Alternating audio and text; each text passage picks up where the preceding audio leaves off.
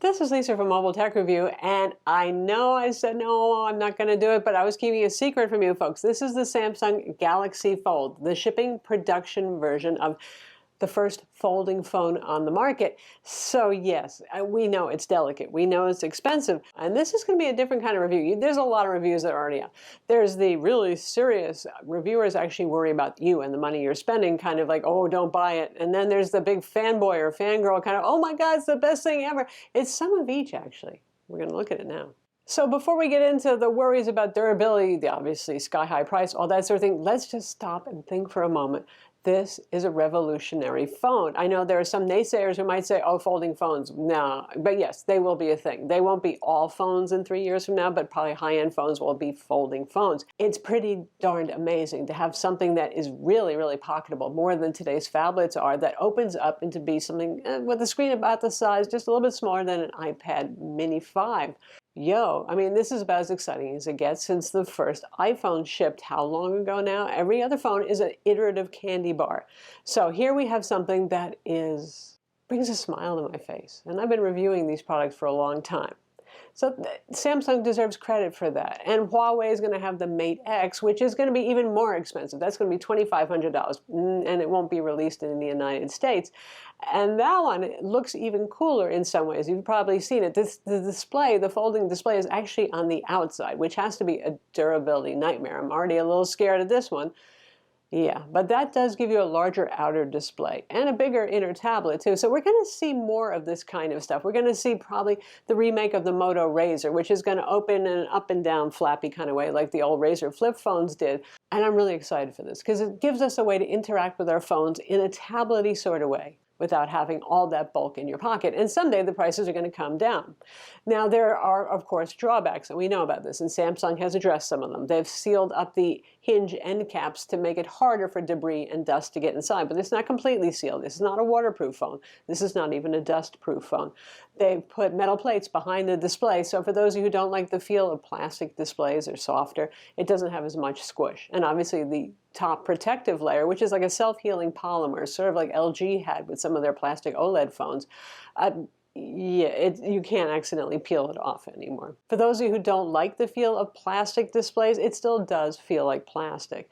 Yes, there's still a crease that runs down the center, and I predict that durability is something that they'll be able to improve pretty quickly, the manufacturers, but that crease is going to be there for a while because it's the nature of having to pre-bend it so there's less resistance, and so the display, OLED display underneath, doesn't suffer from the folding. You get the idea?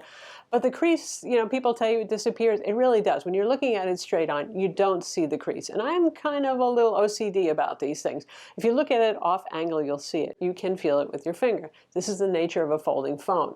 I can live with that because it's pretty miraculous. So when I first heard about the Fold, I was like, I don't know. It really depends in part on the software. But Android and Samsung have done a very good job, and now Android 10, in fact, using some of the APIs that Samsung developed, to really work with any screen size and aspect ratio. And much as you look at it and you think this is a square phone, when you open it up, it's not. It's a little bit wider than 4:3 aspect ratio, which again is like an iPad mini aspect ratio. So that means when you're playing something like YouTube videos, 4K or full HD, they fill up most of the screen. You're going to have little black bars at the top and bottom, but then with today's super widescreen phones, you have black bars on the sides too.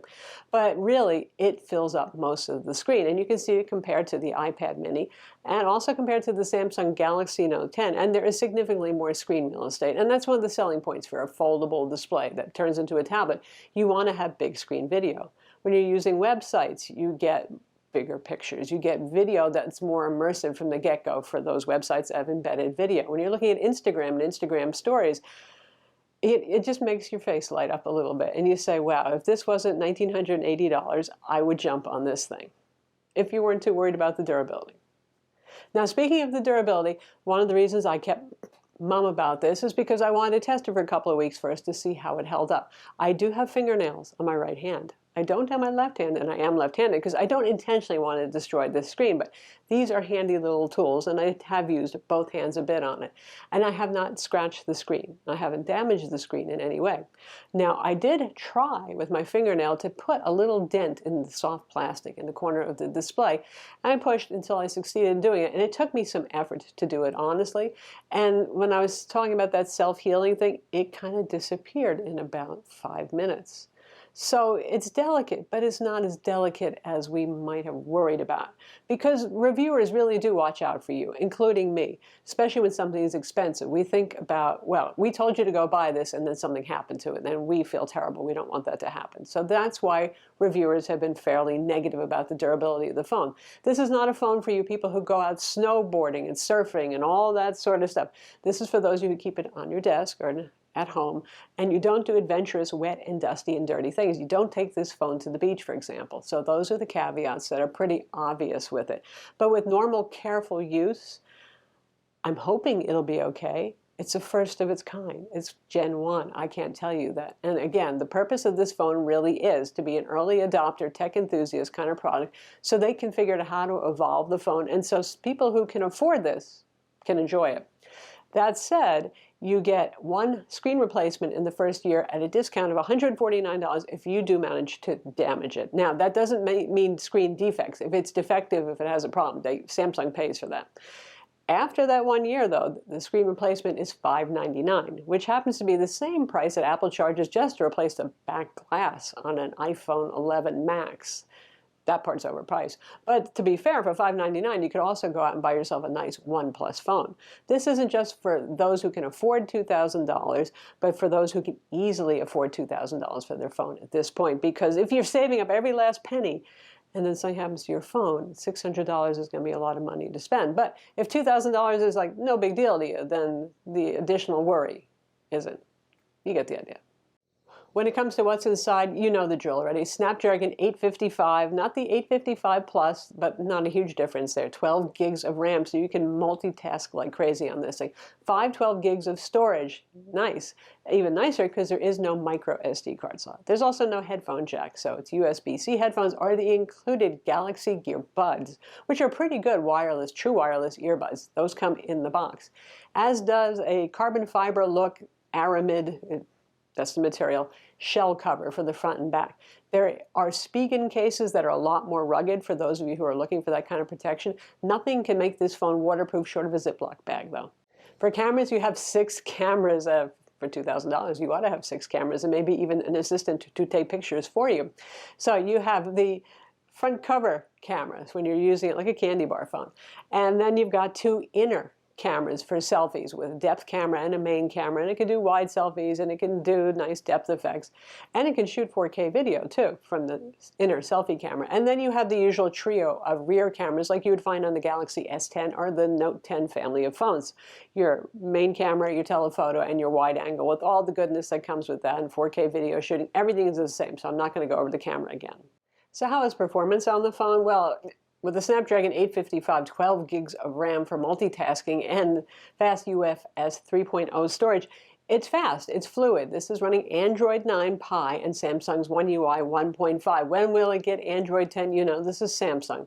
God only knows, but it is fast and it is fluid. And speaking of that multitasking, they have their usual split window kind of thing going on, so you can have up to 3 apps running at once. So this is actually handy. I was traveling around for business, going to the Google event, other things, and I could have Maps open on a bigger screen, then I could have a little screen with Yelp telling me where I should go eat, and then my Spotify playing, because I like to have music when I'm doing things.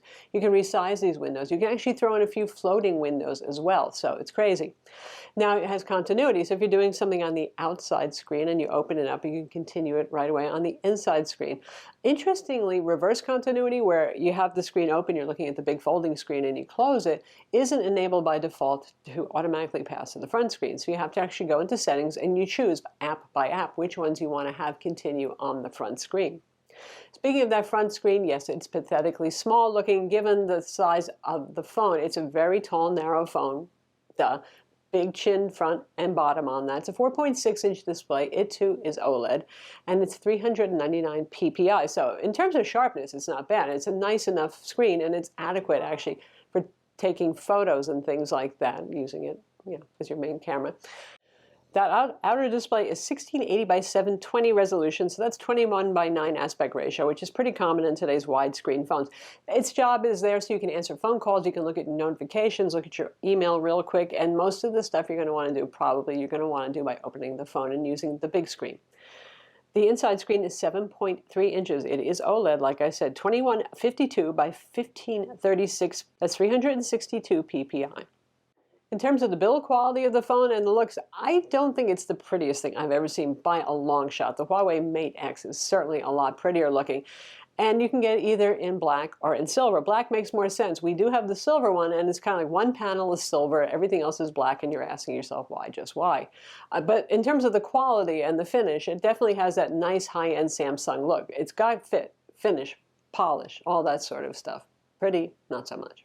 For biometrics, the good news is you don't have Samsung's bulky in-display fingerprint scanner here. There's a fingerprint scanner on the side. It also has facial recognition. It's the 2D kind that's very, very fast and nice to use, but not very secure. So if you're doing things like Google Pay or Samsung Pay, then you're going to have to use the fingerprint scanner on the side.